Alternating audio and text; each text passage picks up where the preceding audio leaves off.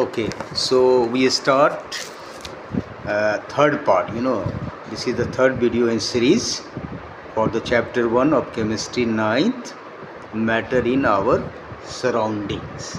So this will cover the whole chapter. Already you people have watched my first two video. So this is the third video in series. Okay, we start. So first topic here is page number 6 of NCERT 1.4 है ना. Can matter change it's state.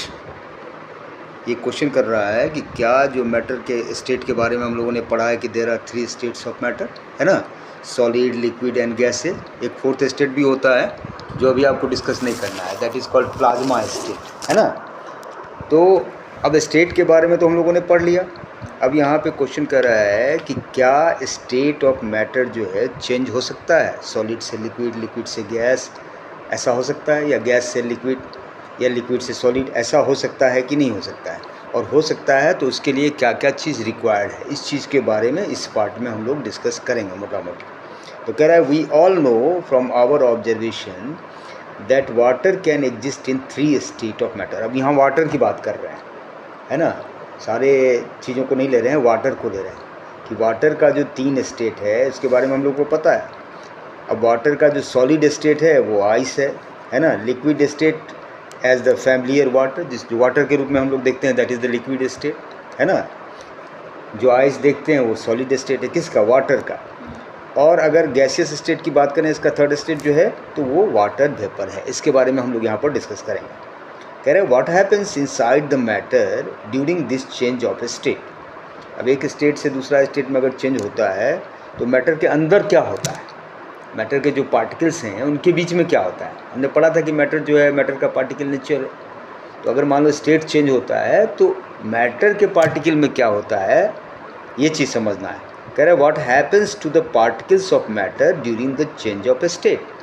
यानी जब एक state से दूसरा state में change होता है, जैसे सॉलिड से लिक्विड बना या लिक्विड से गैस बना, तो मैटर के पार्टिकल में क्या होता है, how does this change of state take place, और किस तरह से ये चेंज ऑफ स्टेट जो है टेक प्लेस लेता है, मतलब कैसे ये सॉलिड से लिक्विड, लिक्विड से गैस होता है. We need answer to this question, is not it. तो ये हमको जानना चाहिए, इस क्वेश्चन का आंसर हमको पता करना चाहिए कि भाई स्टेट में चेंज होता है तो कैसे होता है, और स्टेट में अगर चेंज होता है तो पार्टिकल्स में क्या होता है, मैटर के जो पार्टिकल्स हैं उसमें क्या होता है. उसके लिए एक एक्टिविटी दिया हुआ है यहाँ पर कि effect of change of temperature. अगर मान लो हम टेम्परेचर चेंज करते हैं तो उसका क्या प्रभाव पड़ेगा. तो एक एक्टिविटी दे रहा है, कह रहा है कि take about 150 gram of ice in a beaker and suspend a laboratory thermometer so that its bulb is in contact with the ice. कह रहा है कि 150 ग्राम आइस ले लो एक बीकर में, और उस बीकर में डाल दो लेबोरेटरी थर्मोमीटर, और थर्मोमीटर का जो बल्ब है वो आइस के कांटेक्ट में होना चाहिए, जैसा कि आप फिगर में देख सकते हो है ना. आइस हैज़ बीन टेकन, और आइस इसी में आपको जो है सो थर्मोमीटर भी पुट कर दिया गया है, और thermometer bulb is in the contact of ice. Okay. अब कह रहा है कि इसमें लगा दीजिए बर्नर नीचे से और उसको हीट कीजिए. Start heating the beaker on A low flame. Come flame डाल के, ज़्यादा फ्लेम मत डालिए, और आप जो है बीकर को गर्म करना शुरू कीजिए है ना. ऑब्जर्व कीजिए उसके बाद कि क्या हो रहा है. Note the temperature when the ice start melting. अब ये जो आइस को आप गर्म कर रहे हो तो ये गर्म करने से धीरे धीरे ये मेल्ट करेगा. तो मेल्ट करने पर आप इसका टेम्परेचर जो है नोट कर लीजिए. Note the temperature when all the ice has converted into water. पहले तो जब मेल्ट करना शुरू किया उस समय का टेम्परेचर नोट कर लो, और उसके बाद टेम्परेचर नोट करो किस चीज़ का, कि जब पूरा का पूरा आइस जो है मैटर ये मेल्ट कर गया है, वाटर में कन्वर्ट कर गया है, तब क्या टेम्परेचर है. At that time you need to note the temperature. So 2 time you have to note. जब आइस मेल्ट करना स्टार्ट करे उस समय टेम्परेचर नोट करो, और उसके बाद फाइनली जब पूरा आइस जो है वाटर में कन्वर्ट हो गया है उस समय क्या टेम्परेचर है, इसको भी नोट कर लो है ना. Record your observation for this conversion of solid to liquid state. यहाँ पे क्या है, ice is in a solid state और वाटर इज लिक्विड स्टेट, तो आइस से वाटर कन्वर्ट हो रहा है। तो इसमें आपके क्या ऑब्जर्वेशन हैं, इसको जो है आप रिकॉर्ड कर लीजिए। ठीक है, कह रहा है now put a glass rod in the beaker and heat while steering till the water start boiling.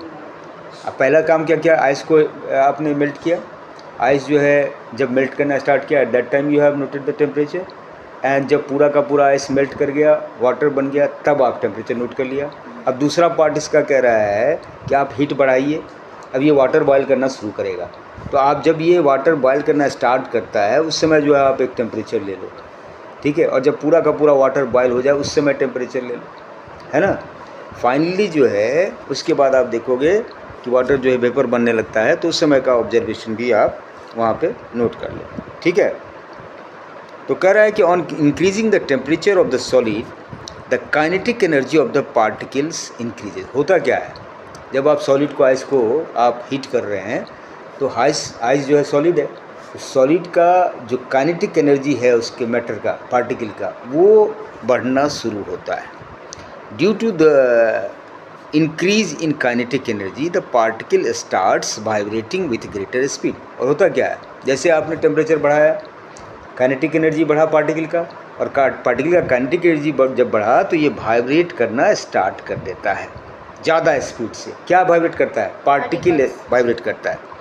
And the energy supplied by the heat overcome the forces of attraction between the particle. अब ये जो आपने पढ़ा था कि solid state में जो है मैटर के पार्टिकल के बीच में एक फोर्स ऑफ अट्रैक्शन होता है ना, जिसकी वजह से वो क्लोजली पैक्ड होते हैं, है ना। तो जब आपने टेम्परेचर बढ़ाया तो टेम्परेचर बढ़ाने का परिणाम क्या हुआ, जो पार्टिकल्स हैं वो वाइब्रेट करना स्टार्ट कर देते हैं, और वाइब्रेट करने की वजह से इनके बीच का जो ये फोर्स ऑफ अट्रैक्शन है वो कम होता जाता है। और आप उसको हीट कर रहे हो तो हीट करने से जो एनर्जी निकलती है वो एनर्जी ओवरकम कर जाती है, जो फोर्स ऑफ अट्रैक्शन है उससे ज़्यादा हो जाता है। तो ज़्यादा हो जाता है तो पार्टिकल भागेगा, the particle leave their fixed position. तब तक नहीं भागेगा जब तक उसका एनर्जी उसके बराबर है या उससे कम है।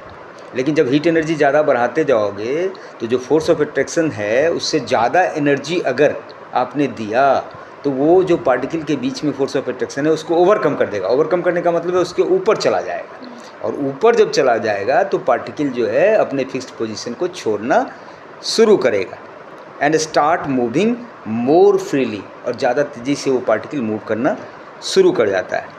So a stage is reached when the solid melts and is converted to a liquid. तो अब ये पार्टिकल मूव कर रहा है उसका, तो पार्टिकल मूव करने की वजह से जब आप उसको गर्म करते जा रहे हो तो एक स्टेट ऐसा आएगा जब पूरा का पूरा सॉलिड जो है मेल्ट कर जाएगा, लिक्विड में बदल जाएगा। बात समझ में आया?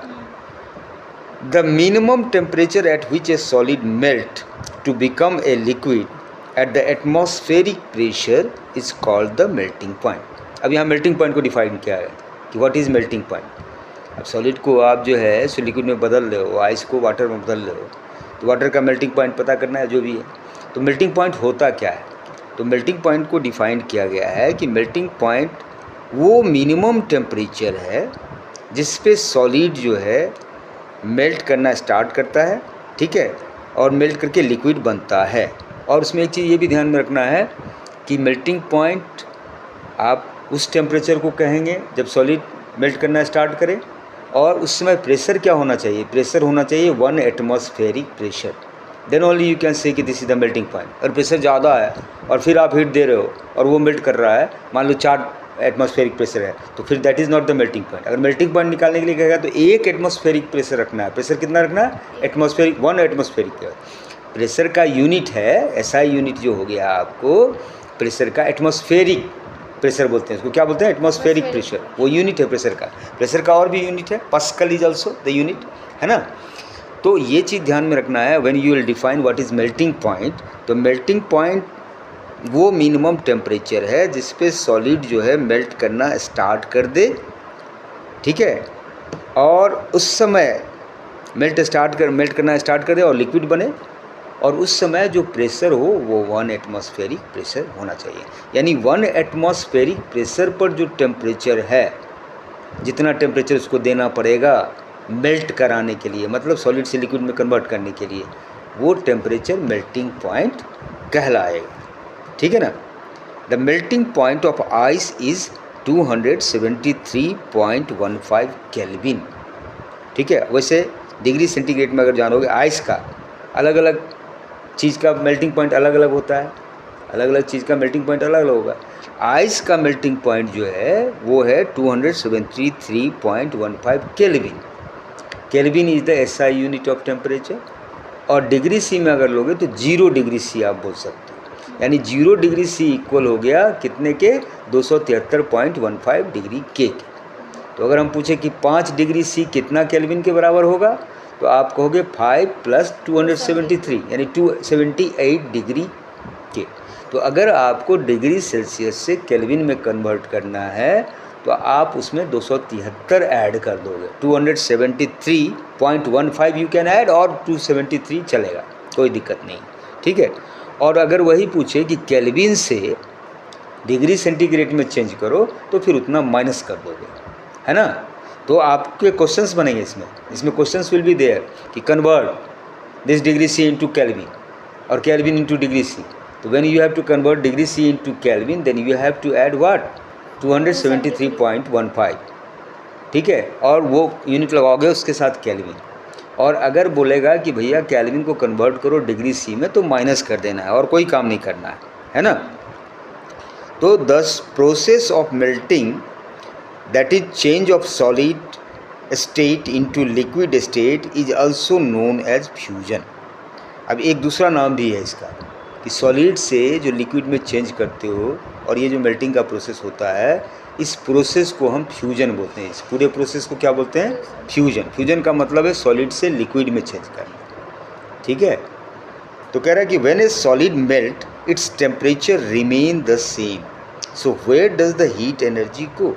अब यहाँ पर अभी आपने जो प्रयोग किया है उस प्रयोग में आप देखेंगे कि आइस जब मेल्ट करता है तो मेल्ट करते समय उसका टेम्परेचर ले लो, क्योंकि आइस के कंटेक्ट में थर्मोमीटर लगा हुआ है, तो आप देख लो कि टेम्परेचर क्या है। और आप देखोगे जब तक पूरा का पूरा आइस मेल्ट न कर जाए तब तक वही टेम्परेचर रहता है। मेल्ट करके वाटर जब तक होता है तो वही टेम्परेचर रहता है, इट डज़ नॉट चेंज, है ना, वो स्थिर रहता है। 0 डिग्री सी पे मेल्ट करना मान लो स्टार्ट कर दिया, तो जब तक पूरा का पूरा आइस मेल्ट ना करे वो टेम्परेचर वही रहेगा 0 डिग्री सी, है ना। तो आपके मन में ये सवाल उठेगा कि हम तो सर इसमें हीट देते जा रहे हैं, बर्नर जल रहा है, तो टेम्परेचर में कोई अंतर नहीं आ रहा है, तो ये हीट जाता कहाँ है, ये एनर्जी है ना, एनर्जी तो कहीं जाता होगा। तो you must have observed during the experiment of melting that the temperature of the system does not change after the melting point is reached। यानी जब मेल्टिंग पॉइंट रीच मतलब 0 डिग्री सी आइस के case में जब melting point पहुंच जाता है उसका टेम्परेचर नहीं बदलता है। वही बात हम कहें कि जब तक till all the ice melt, कब तक नहीं बदलेगा, जब तक कि पूरा का पूरा आइस मेल्ट न कर जाए। आइस जब पूरा मेल्ट कर जाएगा फिर वो बढ़ना शुरू हो जाएगा। ठीक है। तो this happens even though we continue to heat the beaker, that is we continue to supply heat. कह रहा है ये तब भी हो रहा है जब हम हीट दे रहे हैं उसमें, और हीट दे रहे हैं फिर भी वो उसका टेम्परेचर में अंतर नहीं हो रहा है, इट इज़ सेम। तो the heat get used up in changing the state by overcoming the forces of attraction between the particles. अब उस हीट का क्या इस्तेमाल हो रहा है, तो हीट का इस्तेमाल हो रहा है कि जो स्टेट चेंज में जो उसके पार्टिकल के बीच में फोर्स ऑफ अट्रैक्शन है उसको ओवरकम करने में उस हीट का इस्तेमाल हो रहा है, जब तक कि वो पूरा का पूरा मिल ना जाए। The forces of attraction between the particle जो है उसको ओवरकम करने में उस हीट का इस्तेमाल हो रहा है। At this heat energy is absorb by ice without showing any rise in temperature. और यही कारण है कि जब तक उसको एनर्जी हम दे रहे हैं वो सारा ओवरकम करने में यूज़ हो रहा है, तो वो आइस के द्वारा जो है एब्जॉर्ब हो जाता है हीट जो हम दे रहे हैं, और उससे टेम्परेचर में कोई चेंज नहीं होता है। It is considered that it get hidden into the content of the beaker. ऐसा माना जाता है कि ये जो हीट आप दे रहे हो वो हीट जो है जो बीकर में जो कंटेंट है, बीकर में कंटेंट क्या डाला हुआ है, आपने आइस डाला हुआ है, उसमें वो छुप जाता है और इसको बोलते हैं हम लेटेंट हीट। ये समझ में आया लेटेंट हीट क्या है? अब मोटा मोटी प्रोसेस क्या है कि आइस को आप हीट कर रहे हो, वो मेल्ट कर रहा है तो उस समय जैसे ही मेल्टिंग स्टार्ट हुआ, मेल्टिंग पॉइंट 0 DC, उसके बाद हम देख रहे हैं कि भैया टेम्परेचर में चेंज नहीं हो रहा है, जबकि हम हीट देते जा रहे हैं जब तक पूरा आइस मेल्ट ना कर जाए। तो वो हीट कहाँ जाता है? तो हीट जो है आपने बीकर में जो कंटेंट रखा है उसी में एब्जॉर्ब हो गया, है ना। और वो जो एब्जॉर्ब हुआ उसका इस्तेमाल क्या होता है कि एक स्टेट से दूसरे स्टेट में चेंज करने में उसका इस्तेमाल हो रहा है, सॉलिड से लिक्विड, ठीक है। तो दैट इज़ हिडन देयर। और ये hidden amount of heat energy जो है उसको हम लोग बोलते हैं लैटेंट। क्या बोलते हैं? लैटेंट। एक्चुअल में वर्ड लैटेंट जो है उसका मतलब ही होता है हिडन, छुपा हुआ। क्या होता है? छुपा हुआ। तो the amount of heat energy that is required to change 1 kg of solid into a liquid at atmospheric pressure at its melting point is known as the latent heat of fusion। अब define क्या है? What is latent heat of fusion? तो उसको define किया गया है कि भैया ये उतने हीट की मात्रा है, the amount of heat energy. Latent heat of fusion क्या है? Amount of heat energy. पहला अच्छी तो ये समझना, ये है क्या? तो ये अमाउंट ऑफ हीट एनर्जी है। कितना हीट एनर्जी? ये बता रहा है कि अगर 1 kg सॉलिड का तुम लेते हो, ठीक है, और एटमॉस्फेरिक प्रेशर होता है, यानी जो प्रेशर है एटमॉस्फेयर का वही प्रेशर पे आप ले रहे हो, 1 kg ऑफ सॉलिड तुमने लिया और उस 1 kg ऑफ सॉलिड को लिक्विड में चेंज करने में मेल्टिंग पॉइंट पर, क्योंकि तुमने देखा कि मेल्टिंग कब स्टार्ट होता है, लिक्विड में चेंजिंग कब स्टार्ट होता है? जब मेल्टिंग पॉइंट पे रीच करेगा तभी स्टार्ट होगा, नहीं तो मेल्टिंग पॉइंट पर पहुंचने के बाद जो है लिक्विड में चेंज करना शुरू करता है और उसी समय टेम्परेचर स्थिर रहता है।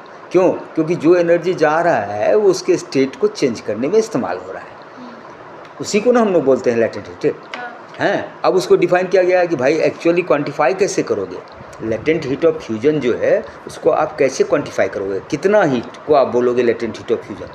तो आप 1 kg किसी सॉलिड का ले लीजिए, एटमॉस्फेरिक प्रेशर पर ले लीजिए, उसको मेल्ट करना स्टार्ट कीजिए और जब वो मेल्ट करना स्टार्ट हो जाए तब देखिए कि 1 kg सॉलिड लिक्विड में जितना टेम्परेचर पर जो है आपको जो है क्या कहते हैं 1 kg सॉलिड जो है लिक्विड में बदलने के लिए जितना हीट का रिक्वायरमेंट होता है उसको हम बोलेंगे लेटेंट हीट ऑफ फ्यूजन।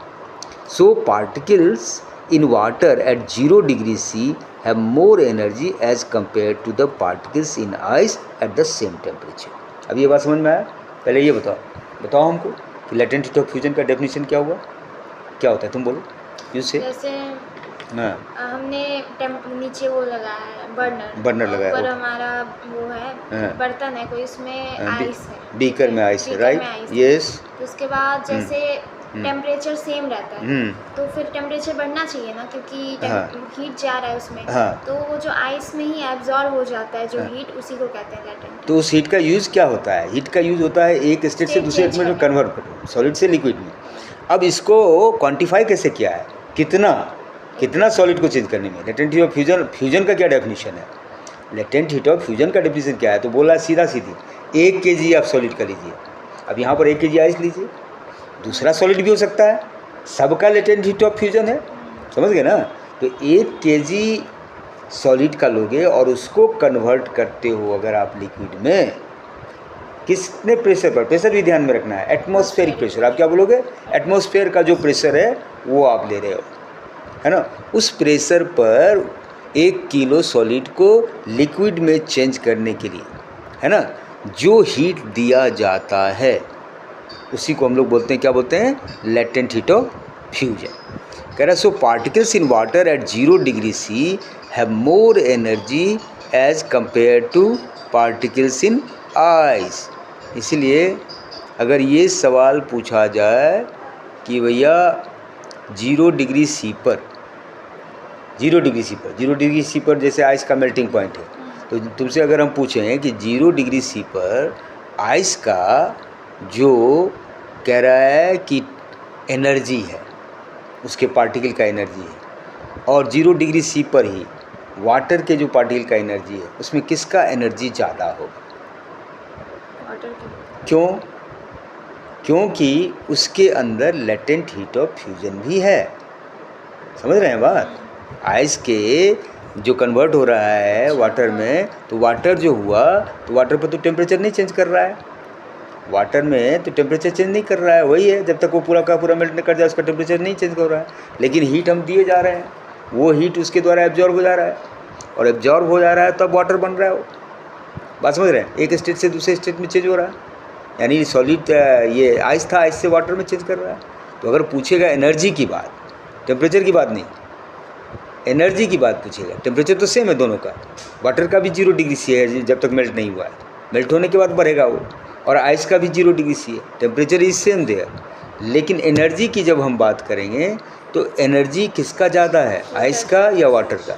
तो वाटर का एनर्जी इसलिए ज़्यादा है क्योंकि वाटर के अंदर जो है ये लेटेंट हीट है। लेटेंट हीट मतलब छुपा हुआ है, इट इज़ हिडन देयर, क्योंकि energy you are giving but temperature is not changing. So where does this energy goes? This energy goes there in it is used there in conversion of a state from solid to liquid. Okay, that is called latent heat of fusion. और latent heat of fusion is there, तो total energy अगर बात करेगा कि भैया water का ज़्यादा है या आइस का, तो आप कहोगे eight that time melting point को, मेल्टिंग पॉइंट मतलब 0 डिग्री सी पे, तो आप कहोगे वाटर का ज़्यादा होगा क्योंकि उसमें लेटेंट हीट भी जा रहा है, वो भी एक एनर्जी है। उसी तरह से यही बात जब मान लो कि वाटर जो है सो आइस जो है वाटर में मेल्ट कर गया, और आइस जब वाटर में मेल्ट कर गया फिर आप उसको गर्म कर रहे हो, तो गर्म करो उस समय देख लो टेम्परेचर, बॉयल करना शुरू होता है उस समय देख लो टेम्परेचर, वाटर जब बॉयल करना होता है। और जब तक पूरा वाटर बॉयल नहीं होता उसके टेम्परेचर में कुछ चेंज नहीं होता, जो टेम्परेचर वही रहेगा। जैसे वाटर का बॉइलिंग पॉइंट है, बॉइलिंग पॉइंट कितना 100 डिग्री सी, 100 डिग्री सी मतलब उसमें 100 डिग्री में 273 ऐड कर दो तो 373 डिग्री के, है ना। तो वहाँ भी वही बात होता है कि जब तक पूरा पानी बॉयल न कर जाए, जब तक पूरा पानी बॉयल न कर जाए तब तक हम ऑब्ज़र्व करते हैं कि बॉइलिंग वाटर का टेम्परेचर में कोई परिवर्तन नहीं होता है। यानी जो हम हीट दिए जा रहे हैं उसमें वो हीट फिर कहाँ चला गया, वो हीट फिर कहाँ चला गया, वाटर में चला गया, वाटर में चला गया, और वो वाटर में चला गया कि वेपर में चला गया, वेपर में। हाँ, तो वो हीट जो है एब्जॉर्ब हो जाता है। और जब मान लो कि उससे ज़्यादा जब हो जाएगा ना टेम्परेचर, जब पूरा का पूरा पानी बॉयल हो जाएगा तब आप देखोगे कि उसका टेम्परेचर बढ़ना शुरू होगा। पूरा बॉयल जब तक बॉयल होता है तब तक वही रहता है, 100 डिग्री सी ही रहता है ना, इट डज नॉट चेंज। तो चेंज नहीं तो फिर आप पूछोगे हीट कहाँ गया, तो हीट जो है वहाँ पर एक स्टेट से दूसरे स्टेट में चेंज करने के लिए यूज़ हो रहा है, यानी बॉइलिंग वाटर को वेपर में बदलने के लिए यूज हो रहा है। उसको हम लोग बोलते हैं लेटेंट हीट ऑफ वेपोराइजेशन। क्या बोलते हैं?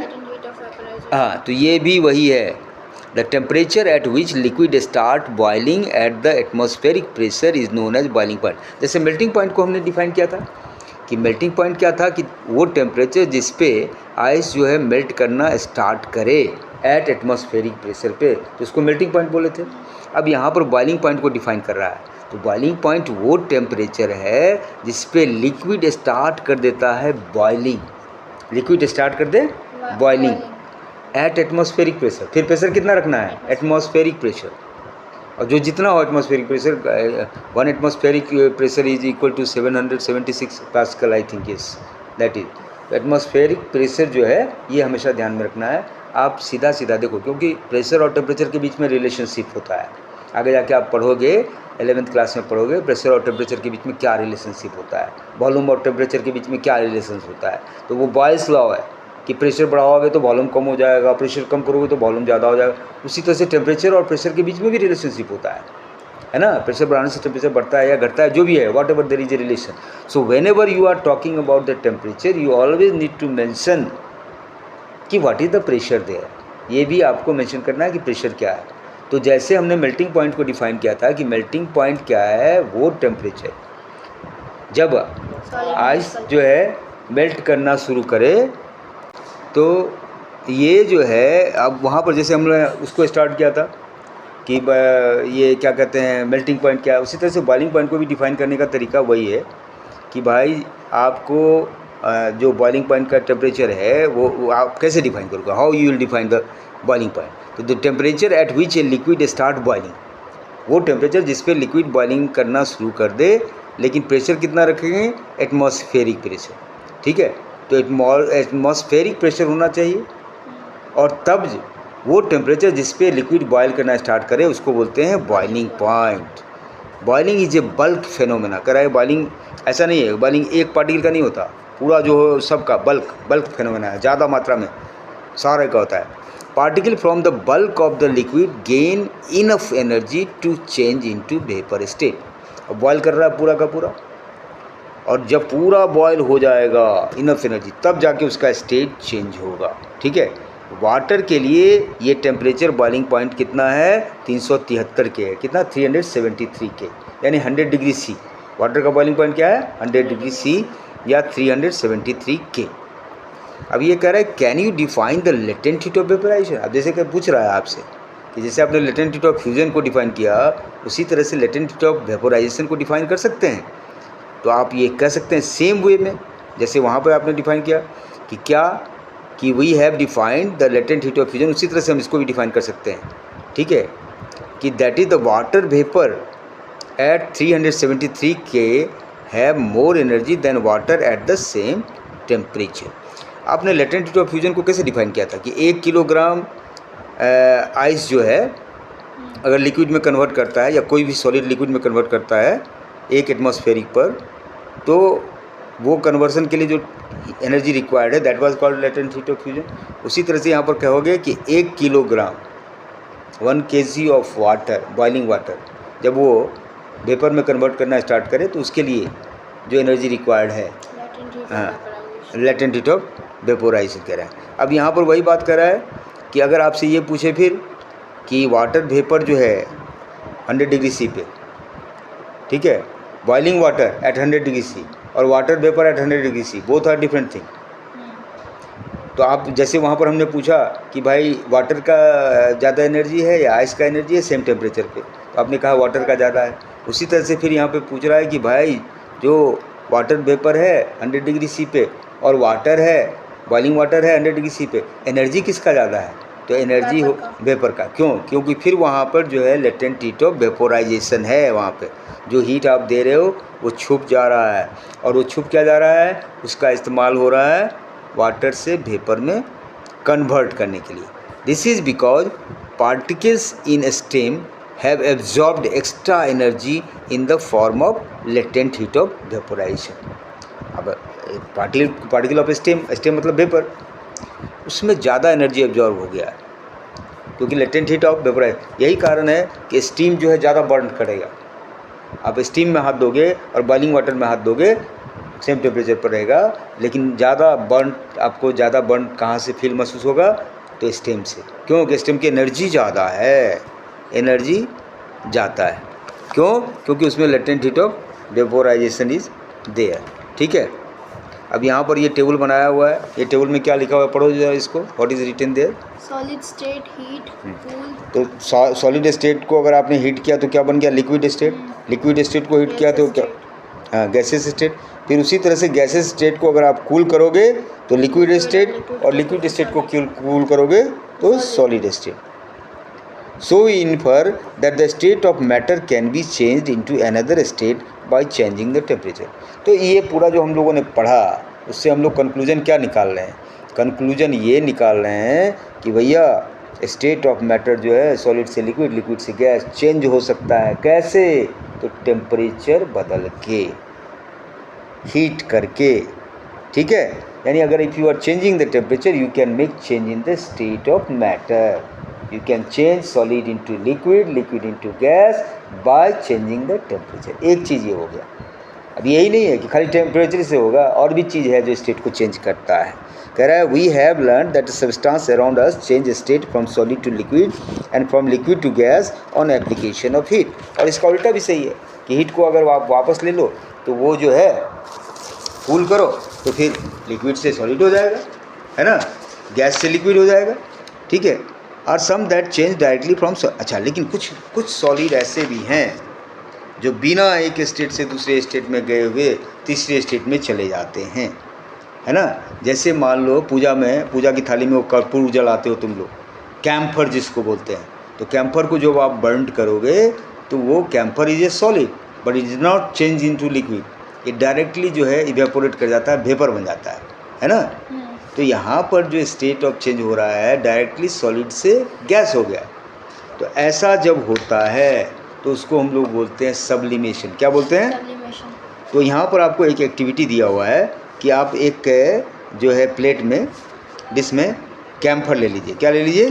कैम्फर ले लीजिए, या फिर एमोनियम क्लोराइड ले सकते हैं, ठीक है। अगर if you go there in lab you can take the ammonium chloride there, या कैम्फर ले लिया, उसको आपने क्रश किया और उसको एक चाइना डिश में रख दिया। चाइना डिश होता है प्लेट, वो उसमें रखा हमने, ठीक है। और प्लेट में रख करके उसके ऊपर हम फ्यूनल डाल देते हैं। क्या डाल देते हैं? ये फ्यूनल डाल दिया, और फ्यूनल का चूँकि ऊपर वाला पोर्शन खुला रहता है इसका नॉब, ये आपको कोन की तरह होता है इसका से फ्यूनल का, देखोगे लैब जाओगे तो फ्यूनल ये इट विल बी देयर। तो इसके ऊपर वाले मुंह में आप ये डाल दो कॉटन, ताकि ये निकले नहीं धुआं जो भी है। और यहाँ पर आपने रखा, क्या रखा? चाइना डिश है। China dish is a plate, उस प्लेट पे आपने कैम्पर रखा, फिर उसको आप हीट कर रहे हैं, और ऊपर जो है इसका वेपर ना निकले इसलिए आपने क्या कर दिया है, ये फ्यूनल को पलट के आपने लगाया रखा है इससे। ये जो यहाँ पर इसका ओपन स्पेस था इसको आपने क्लोज कर दिया। कैसे स्पेस को क्लोज किया? कॉटन डाल के।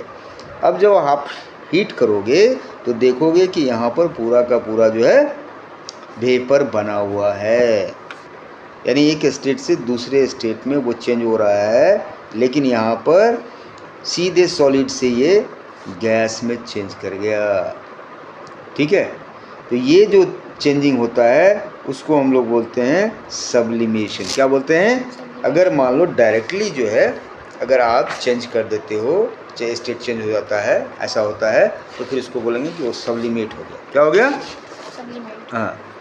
सो a change of state directly from solid to gas without changing into liquid, यानी आप सॉलिड से सीधे गैस में चेंज हो रहा है, लिक्विड में चेंज नहीं हो रहा है, तो उसको बोलेंगे सब्लिमेशन, ठीक है।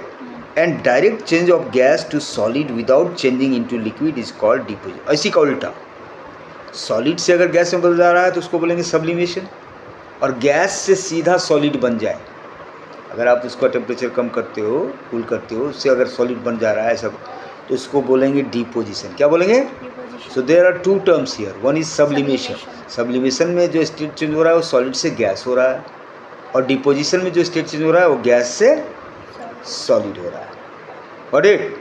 तो सब्लिमेशन में क्या होता है कि एक बीच वाला स्टेज छोड़ के सीधे थर्ड स्टेज में चला गया, यानी सॉलिड से सीधे गैस बन गया।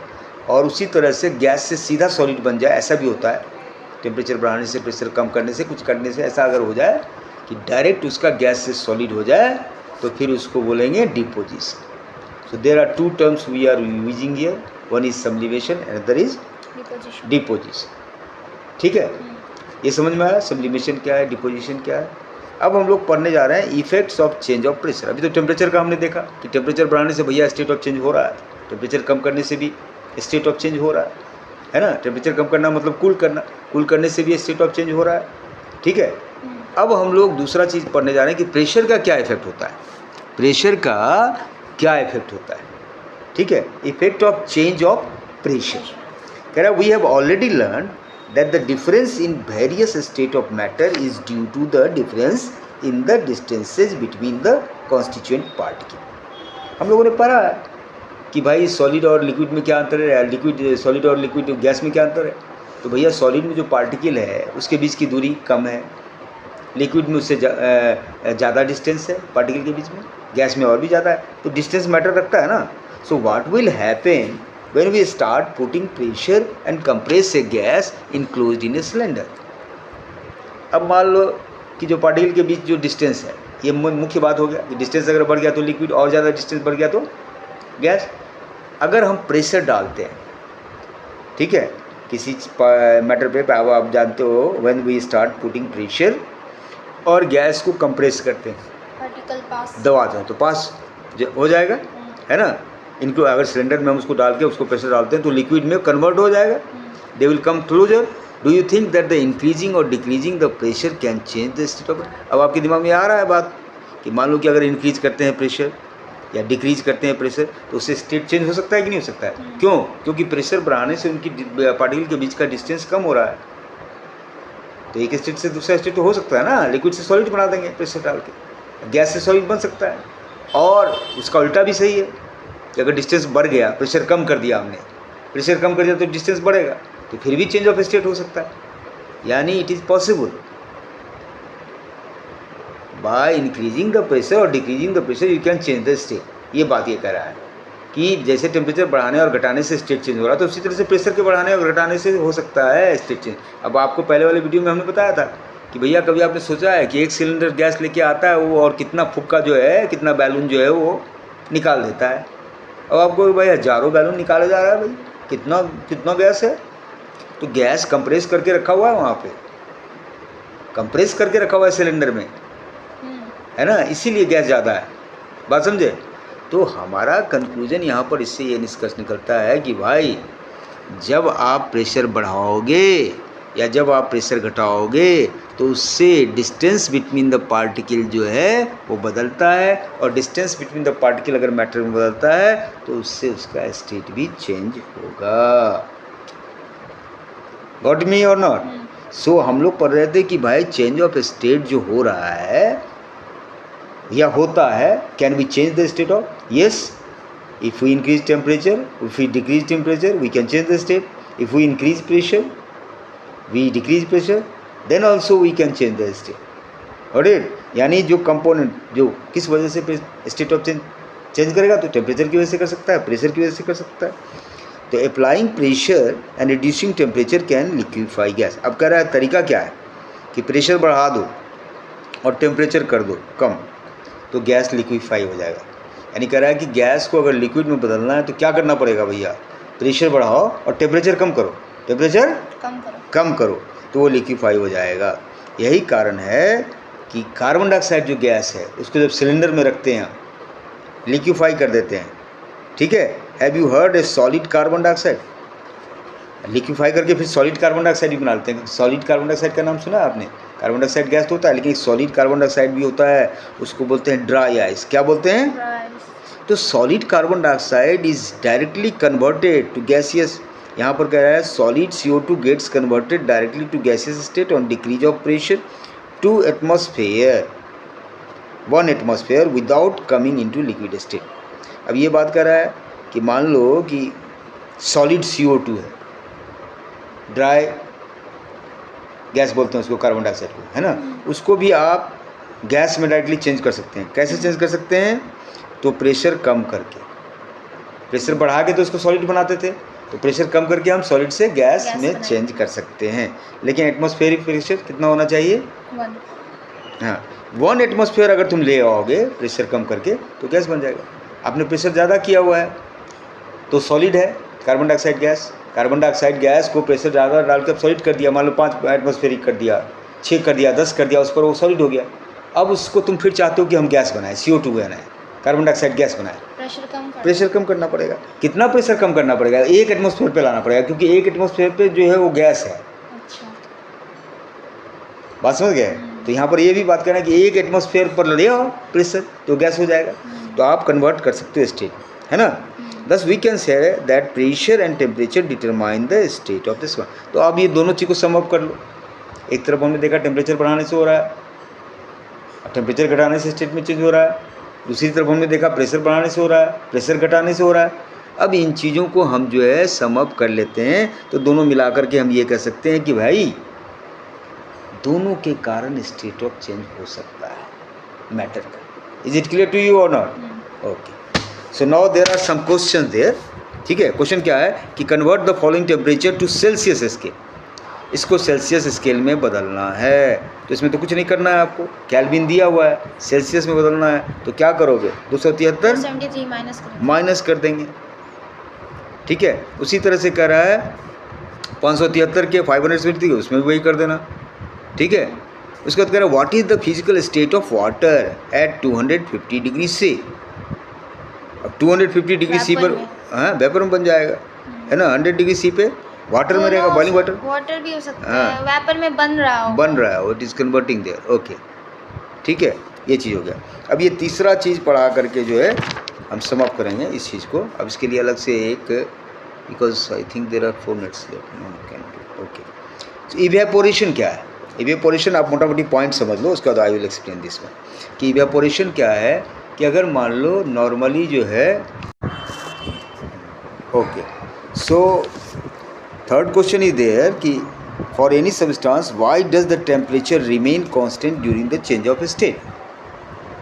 अब ये कह रहा है कि ऐसा क्यों होता है। अभी डिस्कस किया हम लोगों ने लेटेंट हीट ऑफ फ्यूजन और लेटेंट हीट ऑफ वेपोराइजेशन। एक स्टेट से दूसरे स्टेट में जब चेंज होता है तो वहाँ पर टेम्परेचर जो है during the change of state constant रहता है, मतलब टेम्परेचर बदलता नहीं है। तो उसका कारण वही बताओगे कि भाई हीट जो है, जो बीकर का कंटेंट होता है उसमें छुप जाता है, it is absorb there, that is called latent heat of fusion in case of melting, और in case of evaporation it is latent heat of. तो दैट इज़ द रीज़न। वही पूछ रहा है कि फॉर एनी सब्सटेंस, किसी भी पदार्थ के लिए, why does the temperature remain constant, temperature क्यों स्थिर रहता है during the state of change. जब स्टेट बदल रहा है, यानी लिक्विड से गैस हो रहा है या सॉलिड से लिक्विड हो रहा है, उस समय टेम्परेचर कांस्टेंट क्यों रहता है। तो इसका कारण ये है कि भाई हम हीट कर रहे हैं, वो हीट छुप जा रहा है बीकर के कंटेंट में, इसीलिए टेम्परेचर में कोई परिवर्तन नहीं होता जब तक कि पूरा का पूरा ना हो जाए। ठीक है, that is due to latent heat of fusion और latent heat of vaporization. Okay, now एक one other topic is there, evaporation. Evaporation क्या है? अब कह रहा है कि ये तो हीट देने की वजह से जो हो रहा था, अभी जो हीट दिया, प्रेशर दिया, फलना चिलना जो भी किया, व्हाट्सएवर। अब भाई नहीं कुछ दें तब भी आप जो है देखोगे कि आप पानी का गिलास यहाँ पे रखे, 4 दिन के बाद ऑब्जर्व करो तो उसके लेवल में थोड़ा सा कमी हो जाएगा। तो अपने आप भी वेपोराइजेशन होता रहता है, ये अपने आप जो वेपोराइजेशन होता रहता है उसी को बोलते हैं इवेपोरेशन। ठीक है, do we always need to heat और change pressure for changing the state of matter. अब ये अभी से पूछ रहा है, एनसीईआरटी की यही बात है, ये पूछता है क्वेश्चन कि क्या हमेशा आपको हीट की ज़रूरत है, टेम्परेचर की ज़रूरत है, चेंज करने की ज़रूरत है, या प्रेशर चेंज करने की ज़रूरत है। अगर आप एक स्टेट से दूसरे स्टेट में लाना चाहते हो, अब कपड़ा फैलाते हो, कपड़ा आप देते हो ना सूखने के लिए, तो कपड़ा को फैला के जब आप रखते हो तो जल्दी सूख जाता है। अब भाई वहाँ तो हीट आप नहीं भी दोगे तभी 4 दिन 5 दिन 6 दिन में सूख जाता है कि नहीं सूख जाता है। तो इसका मतलब इवेपोरेशन का प्रोसेस चल रहा है ना, तभी ना जो पानी जो है उसका वो वेपर में चेंज कर गया। तो वही बात कर रहा है, क्या हमेशा ऐसा ज़रूरी है कि हीट दोगे तभी चेंज होगा उसका स्टेट, या प्रेशर दोगे तभी चेंज होगा? ऐसा नहीं है ना।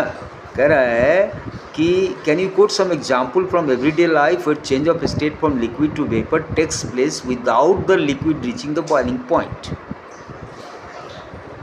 कुछ एग्जाम्पल ऐसा दे सकते हैं कि जहाँ पे लिक्विड से वेपर में चेंज हो रहा है लेकिन बॉइलिंग पॉइंट पे नहीं पहुँचा है। जैसे कपड़ा अगर आप सुखा रहे हो तो कपड़ा के अंदर जो पानी है वो बॉइलिंग पॉइंट पर तो नहीं पहुँचा, फिर भी पानी उड़ गया, सूख गया। बात समझ रहे हैं ना। तो ये क्यों हो रहा है? ठीक है, या फिर आप जो है पानी को अनकवर्ड रख देते हो तो ये भी धीरे धीरे वेपर में चेंज कर जाता है। Wet cloth is dry up, what happens to water in the above two example. कहाँ चला गया वाटर? एक चीज़ बड़ा इंपॉर्टेंट पॉइंट है जो बता रहे हैं तुम, वेपर में तो तभी चेंज करता था जब बॉइलिंग पॉइंट पे हो जाए, पहुंच जाए। तब यहाँ बॉइलिंग पॉइंट पर इवेपोरेशन में ये बात बोला, बिना बॉइलिंग पॉइंट पहुँचे जो है उसका वेपोराइजेशन हो जाए तब उसको बोलेंगे इवेपोरेशन। क्या बोलेंगे? इवेपोरेशन। तो ये इवेपोरेशन चलता रहता है ना। ये कैसे होता है? ये कौन कौन सा फैक्टर है जो उसको इफेक्ट करता है evaporation? We know that the particle of matter are always moving and are never at rest. क्यों ऐसा क्यों होता है? क्या आपको पता है कि पार्टिकल ऑफ मैटर जो है कभी स्थिर नहीं है, हमेशा मूव कर रहा है, उसके अंदर भी मूवमेंट चल रही है। At a given temperature in any gas, liquid और solid, there are particle with different amount of kinetic energy. अब चाहे वो सॉलिड हो, चाहे लिक्विड हो, चाहे गैस हो, उसमें जो पार्टिकल हैं उस सब के अंदर कुछ ना कुछ काइनेटिक एनर्जी है। ठीक है, in the case of liquid a small fraction of particles at the surface having higher kinetic energy is able to break away. अब यहाँ पे होता क्या है कि ऊपर सरफेस के पास जो पार्टिकल है उसका काइनेटिक एनर्जी थोड़ा ज़्यादा होता है तो वो ब्रेक अवे कर जाता है। तो उसी की वजह से बॉइलिंग पॉइंट पे पहुँचा भी नहीं तो निकल गया। लेकिन सरफेस के पास सरफेस के पास। और ये जो प्रोसेस है जिसकी वजह से बिना बॉइलिंग पॉइंट पर रीच किए हुए इवेपोरेशन हो रहा है ऊपर वाला पार्टिकल का, उसी को हम लोग बोलते हैं evaporation. This phenomenon of change of liquid into vapour at any temperature below it's boiling point, हमेशा ध्यान में रखोगे, बॉइलिंग पॉइंट पर जो चेंज हो रहा है वो तो वेपोराइजेशन हो गया, बॉइलिंग पॉइंट से कम पे अगर वेपर में चेंज कर रहा है तो उसको बोलेंगे इवेपोरेशन। ठीक है, अब फैक्टर कौन कौन सा है, कौन कौन सा चीज़ जो है इवेपोरेशन को इफेक्ट करता है। तो पहला चीज़ हम बता रहे हैं इसमें, अब फैक्टर ही बता रहे हैं सीधा डायरेक्टली जो है। Okay, will be explaining factor only. So how many hour time has been fixed there. Okay, so what are the factors जो इवेपोरेशन को इफेक्ट करता है। तो पहला है कि अगर आप सरफेस एरिया बढ़ा दोगे, जैसे आप कपड़ा, भीगा हुआ कपड़ा, उसको आप फैला के जो है सो पसारते हो, है ना, तो क्या होता है, जल्दी सूख जाता है, यानी इवेपोरेशन जल्दी हो जाता है। सरफेस एरिया आपने बढ़ा दिया उसका, क्या किया, सरफेस एरिया बढ़ा दिया। तो सरफेस एरिया बढ़ाने से रेट ऑफ इवेपोरेशन बढ़ गया। रेट क्या कि पर मिनट या पर आवर या पर सेकेंड जो इवेपोरेशन होता है उसको बोलते हैं रेट। रेट की जब भी बात होगी तो 1 पे बात होगा। 10 चॉकलेट का दाम है 50 रुपया, तो एक चॉकलेट का रेट पूछेंगे हम कि चॉकलेट का रेट क्या है, तो एक चॉकलेट का क्या दाम है ना, एक चॉकलेट का। जब भी एक की बात होगी तब रेट होता है, समझ गए ना, एक पर रेट निकालते हैं। तो वही कह रहा है कि रेट ऑफ इवेपोरेशन कब बढ़ जाएगा, जब सरफेस एरिया आप बढ़ाओगे, पहला पॉइंट। जैसे एग्जाम्पल आप उसमें दे दोगे कि आप कपड़ा जो सुखाते हो उसमें वही होता है, क्लॉथेस को ड्राइंग अप करने के लिए आप उसको फैला देते हो, वी स्प्रेड देम आउट, है ना। ठीक है, दूसरा, अगर टेम्परेचर में भी आप वृद्धि करेंगे तो उससे भी इवेपोरेशन बढ़ सकता है। अब सनलाइट अगर बढ़ गया तो इवेपोरेशन बढ़ सकता है। ठीक है, क्योंकि पार्टिकल का काइनेटिक एनर्जी ज़्यादा हो जाएगा, गेटिंग इनफ काइनेटिक एनर्जी। ठीक है, उसके बाद तीसरा जो रीजन हम लोग पढ़ने जा रहे हैं कि ह्यूमिडिटी अगर कम कर दें। अब ह्यूमिडिटी पूछोगे, ह्यूमिडिटी क्या है सर, पूछ सकते हो ना, व्हाट इज़ ह्यूमिडिटी। तो पहले ह्यूमिडिटी को समझना जरूरी है। बाजी नहीं, हाँ, ह्यूमिडिटी समझना पड़ेगा ना। तो ह्यूमिडिटी क्या है, ह्यूमिडिटी जो है प्रेजेंस ऑफ वाटर, हाँ, amount of water present in air, water में जितना एयर में वाटर की जितनी मात्रा प्रेजेंट है उसको बोलते हैं ह्यूमिडिटी। क्या बोलते हैं, ह्यूमिडिटी। तो अगर वो कम है, ह्यूमिडिटी कम है, तो इसका मतलब क्या है कि एयर में वाटर की मात्रा कम है। तो वाटर की मात्रा कम है तो वाटर वो ले सकता है ना। मान लो कि एयर में इतना वाटर रहना चाहिए, वो नहीं है तो जहाँ से उसको वाटर मिलेगा वो ले सकता है ना। बात समझ रहे हैं। हाँ।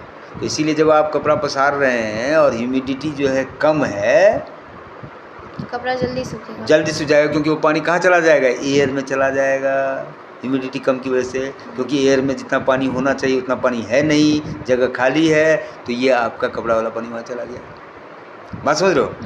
ह्यूमिडिटी अगर ज़्यादा होगा तो कपड़ा को सूखने में टाइम लगेगा। क्यों, ह्यूमिडिटी ज़्यादा है मतलब पानी की मात्रा उसमें ज़्यादा है, तो आपका पानी नहीं लेगा वो। बात समझे। तो इसीलिए इवेपोरेशन का रेट कम हो जाएगा। अगर ह्यूमिडिटी ज़्यादा है तो इवेपोरेशन का रेट कम होगा। इसलिए बारिश के दिनों में कपड़ा लेट से सूखता है, ह्यूमिडिटी इज ज़्यादा। रेनी वाटर है, बारिश होता है तो रेन वाटर क्या है, एयर में ज़्यादा है, यानी ह्यूमिडिटी ज़्यादा है। तो ह्यूमिडिटी ज़्यादा हुआ, इवेपोरेशन कम होगा, ह्यूमिडिटी कम हुआ, इवेपोरेशन ज़्यादा। क्लियर। चौथा फैक्टर एक ये बता रहा है कि अगर विंड स्पीड बढ़ जाए, ठीक है, कह रहा it is a common observation that clothes dry faster on windy day. ये देखिए, हवा ज़्यादा रहता है तो जल्दी सूख जाता है। क्यों, वहाँ भी आप इवेपोरेशन ही करवा रहे हो, विंड स्पीड बढ़ा करके। With the increase in wind speed the particle of the water vapour move away with the wind. अगर विंड हवा करते तो वाटर वेपर का पार्टिकल मूव कर गया, किसके साथ, हवा के साथ। व्हाट आर द फैक्टर्स, अब बताओ मेरे को। इवेपोरेशन के रेट को जो इफेक्ट करता है, होगा तो इवेपोरेशन होगा जल्दी। हाँ, ठीक है, काइनेटिक एनर्जी इंक्रीज हो जाएगा। हाँ। दूसरा, ह्यूमिडिटी, जितना एयर में अगर ह्यूमिडिटी ज़्यादा होगा तो हमारा इवेपोरेशन कम होगा। कम होगा, और अगर ह्यूमिडिटी कम ह्यूमिडिटी होगा कम होगा तो वो फिर जो भी ऑब्जेक्ट है उससे वाटर लेगा एयर, हाँ, तो रेट ऑफ इवेपोरेशन बढ़ेगा। ठीक है, और फिर तीसरा सरफेस एरिया वाला, सरफेस एरिया बढ़ेगा तो इवेपोरेशन भी बढ़ेगा। हाँ क्यों सरफेस एरिया वाला में क्यों ऐसा होता है?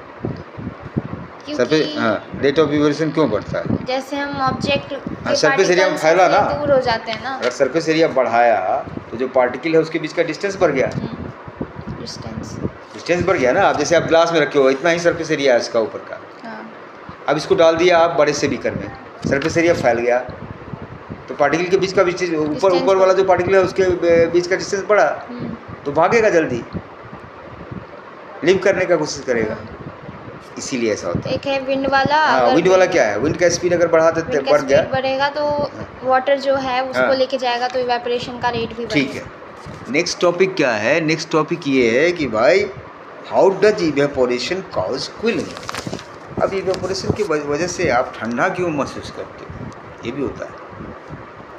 जैसे आपके शरीर से अगर पसीना निकलता है, स्वेट निकलता है, तो आप जो है ठंडा क्यों महसूस करते हो? कह रहा है in an open vessel the liquid keeps on evaporating. खुला बर्तन में अगर आपने लिक्विड रखा है तो वो इवेपोरेट करता रहेगा। The particles of the liquid absorb energy from the surrounding to regain the energy lost during the evaporation. होता क्या है कि लिक्विड का जो पार्टिकल है, नहीं, इवेपोरेशन में उसका एनर्जी कम हो जाता है, तो वो पार्टिकल जो है, the particle of liquid absorb energy, जो सराउंडिंग्स है, वातावरण है, उससे वो एनर्जी एब्जॉर्ब करेगा। क्यों? क्योंकि जो एनर्जी उसका लूज हुआ है इवेपोरेशन के दौरान, उसको प्राप्त करने की वो कोशिश करेगा। ठीक है, this absorption of energy from the surrounding make the surrounding cold. बहुत सिंपल है। अब भाई इवेपोरेशन हुआ तो इसका एनर्जी लूज किया, ये तभी ना इवेपोरेशन हुआ। इवेपोरेशन में पार्टिकल मूव किया, बाहर पार्टिकल मूव किया, तो एनर्जी तो लूज हुआ ना। एनर्जी लूज किया तो इस एनर्जी लूज को पूरा करने का वो कोशिश करेगा इन्वायरमेंट से लेकर के। तो इन्वायरमेंट से अगर एनर्जी लेगा तो इन्वायरमेंट का एनर्जी कम होगा ना भाई। तो इन्वायरमेंट का एनर्जी कम हुआ तो इसका मतलब इन्वायरमेंट कूल हुआ। एनर्जी ज़्यादा मतलब हीट ज़्यादा, एनर्जी कम मतलब हीट। हाँ, तो इसीलिए इन्वायरमेंट आपको, आपका सराउंडिंग जो है वो ठंडा लगता है, क्योंकि जो एनर्जी उसने इवेपोरेशन में लूज किया है वो गेन करता है, तो आपके सराउंडिंग का एनर्जी कम होता है, आपका नहीं। आप कूल कब फील करोगे? जब आपके सराउंडिंग में कूलिंग, आपके अंदर कूलिंग नहीं होता, कूलिंग बाहर के हवा की वजह से होता है। बात समझे? तो सराउंडिंग का एनर्जी जो है कम होता है। बेसिक पॉइंट्स है, ये बड़ा इंपॉर्टेंट पॉइंट है। इवेपोरेशन और वो वेपोराइजेशन क्या अंतर है भैया? तो वहाँ बॉइलिंग पॉइंट के बाद जो है वेपोराइजेशन होता है, यहाँ बिन पर नहीं, बिना पहुँचे ही वेपोराइजेशन स्टार्ट हो गया तो उसको बोलेंगे। ये पॉइंट्स बहुत कम बच्चों को पता हो। वो समझे सर इवेपोरेशन ऐसे छोड़ दिए तो हो गया, इवेपोरेशन होता रहता है। अब ये बेसिक पॉइंट बताएंगे नहीं कि भाई बॉइलिंग पॉइंट नहीं पहुंचा है फिर भी जो है वेपर निकल रहा है, तो उसको बोलेंगे इवेपोरेशन। ये उन बच्चों को समझना जरूरी है जो IIT सोच रहे हैं अभी से। They have to understand this basic points, है ना। और जो ऐसे पढ़ रहे हैं, कवर अप कर रहे हैं, उनकी बात छोड़ो। Concept is important. कॉन्सेप्ट आप बढ़िया समझ जाएंगे तो कोई भी क्वेश्चन रहे, मनमीत सिंह रहे, लखमीर सिंह रहे, बलबीर सिंह रहे, जो भी रहे, whatever question is there you can solve it, but basically you have to understand the concept, and there is very good concept there in this NCERT book. First you have to read NCERT book thoroughly, वहाँ पे कोई compromise नहीं करना है, एक एक line समझना है। बाधाएं तो आएंगी, बाधाएं बहुत होती हैं। जब भी कोई भी सफलता का प्रयास करोगे there will be obstacle, बाधाओं से लड़ना है, ठीक है। अब जो है नाविक जो है तट पर खड़ा होकर के पार होने की प्रतीक्षा करेगा तो नहीं होगा, उसको तो लहरों से लड़ना पड़ेगा ना, लहरों से लड़ना पड़ेगा, तब जाके इस पार से उस पार पहुंचेगा।